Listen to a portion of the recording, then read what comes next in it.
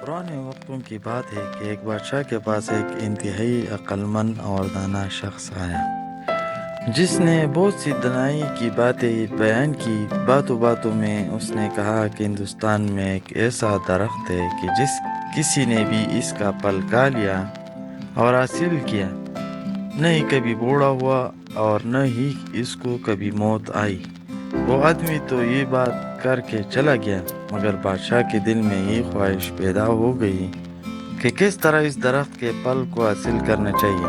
چنانچہ بادشاہ نے اس مقصد کے لیے ایک بہت ہی عقل مند اور سمجھدار قاصد کو اس درخت کی تلاش کے لیے ہندوستان کی طرف روانہ کیا۔ وہ قاصد کئی ماہ تک ہندوستان میں اس درخت کی تلاش کے لیے پھرتا رہا، اور جس سے بھی اس قسم کی درخت کے بارے میں دریافت کرتا اور اس کا مذاق اڑاتا۔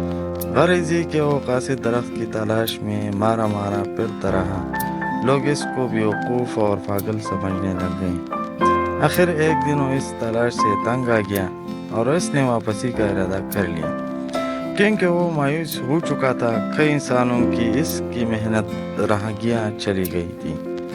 اس دوران بادشاہ اس کو بہت سا مال بھی بیچتا رہا۔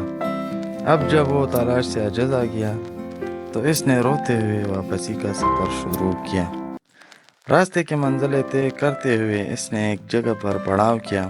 قریب ہی اللہ کا ایک نیک بندہ اپنی جگہ میں بیٹھا عبادت میں مصروف تھا۔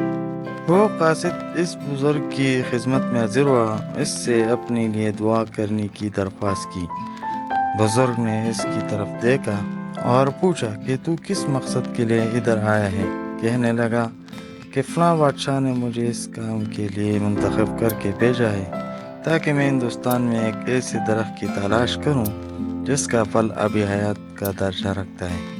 میں نے مدتوں اس درخت کو تلاش کیا، مگر مجھے اس کا کوئی نشان نہیں ملا۔ جس سے بھی اس بارے میں پوچھتا ہوں وہی میرا مذاق اڑاتا ہے۔ اب مایوس ہو کر واپسی کا سفر اختیار کیا ہے۔ وہ بزرگ بادشاہ کے قاصد کی بات سن کر ہنسنے اور فرمایا، اے بھلے انسان، جس درخت کی تمہیں تلاش